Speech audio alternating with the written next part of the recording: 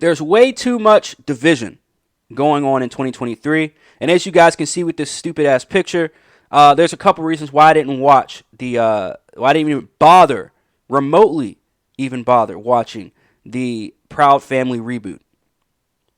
One of those reasons being Keke Palmer, who is the character right next to the dude in the middle, or whatever.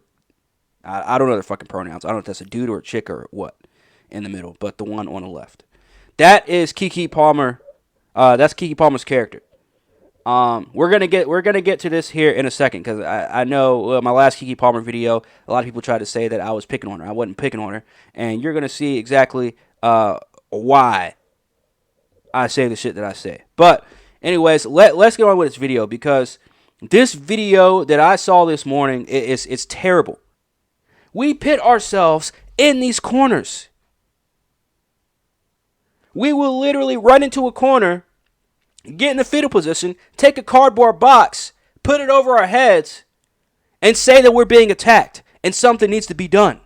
And then when somebody with some common fucking sense walks up to the person in the corner in fetal position with the cardboard box over their heads and asks, hey, what's going on? Why do you feel you're being attacked?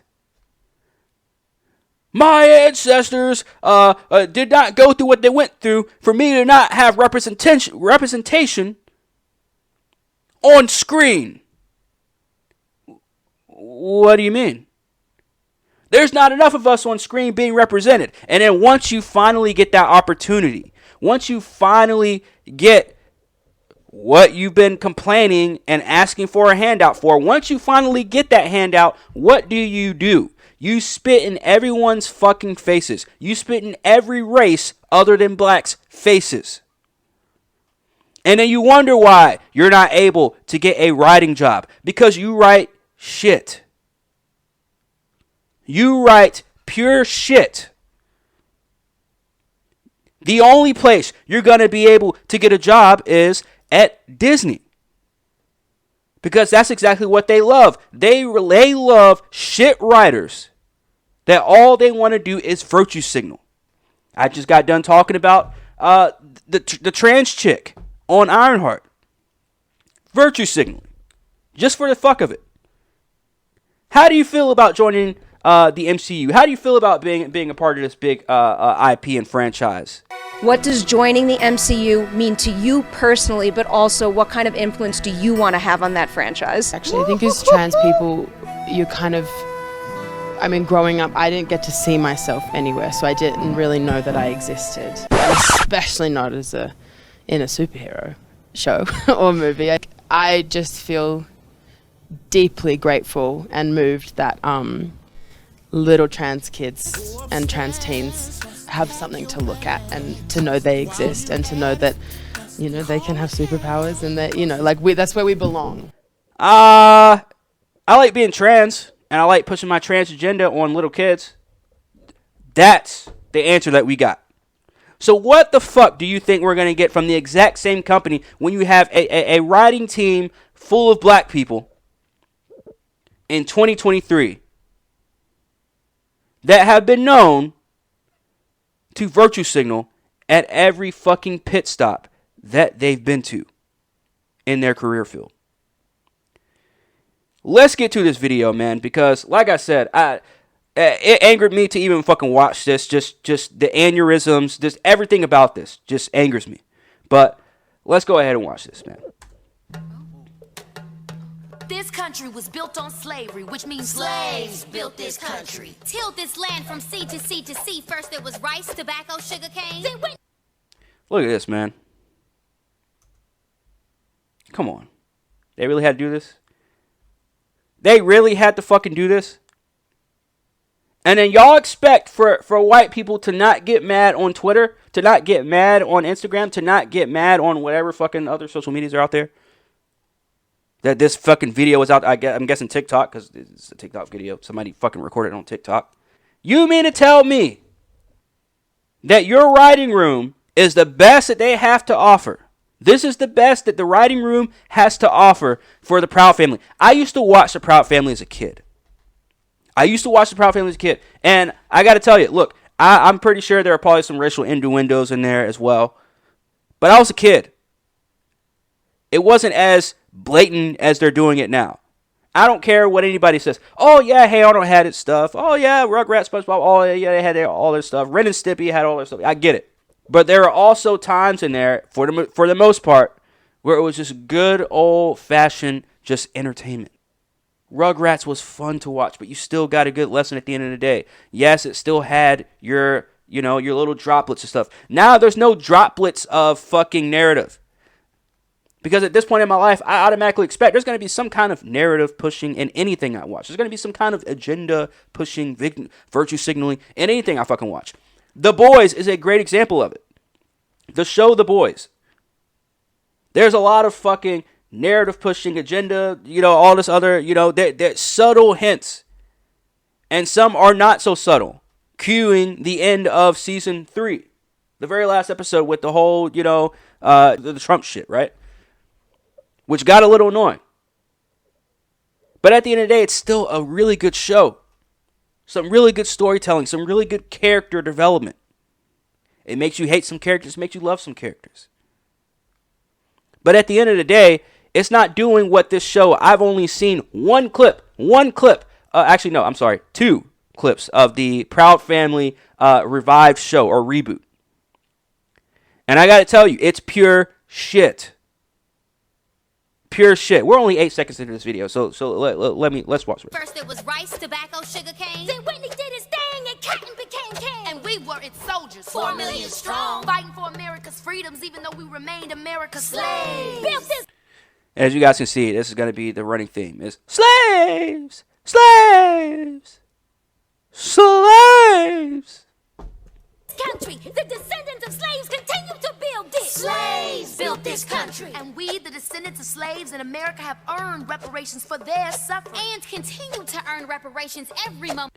Now, I said, because I'm not going to watch this whole fucking video. I just wanted you guys to see exactly the dumb shit that they've been pushing, man. The dumb shit that's been happening. We're not going to watch this whole video because I don't really want to sit here and watch submerged in the systemic prejudice, racism, a whole nother fucking minute and a half. And white supremacy that America was. But they're sitting, they talk about fucking reparations. They talk about slaves. The founding fathers, former presidents, current senators, the Illuminati, the New World Order, slaves built this country. We had yeah. I'm good on this. Say Lincoln freed the slaves. but slaves were men. Okay, so that was a guy. I guess he's the token guy out of the group, which I'm not even going to, I could even say something about that, but I'm not even going to say nothing about that because it is the Proud Family. Proud Family was a predominantly, female, whatever. But look, Proud Family to me, back in the day, it was memorable to me because you had the Kyra Pratts, right? Tommy Davidson. I think Orlando Brown as well before he went fucking, that was like right before he fucking went crazy. So, I mean, look, Proud Family to me still had it left a good pause. I'm just saying pause right now. It left a good taste in my mouth when I left that show, in my younger days. Now, as an adult, looking at this revival, looking at this reboot of Proud Family, this is fucking horrible. It's trash. Look at this. freed the slaves. But slaves were men. And women. And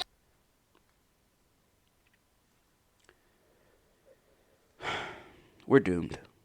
only we can free ourselves. Emancipation We're fucking is not doomed. freedom. Jim Crow, segregation, redlining, public. Because this is what we're still focusing on in 2023. Now, let's get to Keke Palmer real quick, man. So, I want to go back to a post that Disney Plus had back in August 6th of 2020 when they announced the show, when they were announcing the cast of the show. Maya is the character of Keke Palmer. I want to zoom in on this because I want y'all to see this clear as fucking day. This is for all the fucking weirdos that are in my comment section of the Keke Palmer Bill Murray video that I did last year. They said, "You're attacking Keke Palmer. She did blah blah blah. She's like this. She's like that."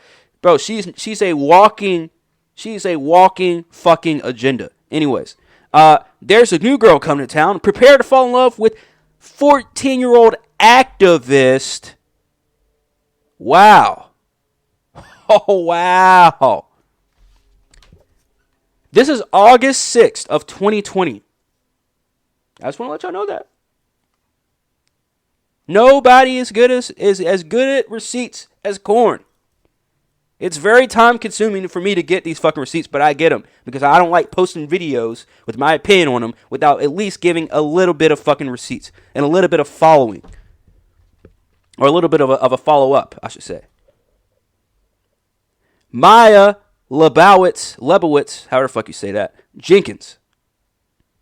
So she's got a hyphenated name, a 14-year-old activist with a hyphenated name.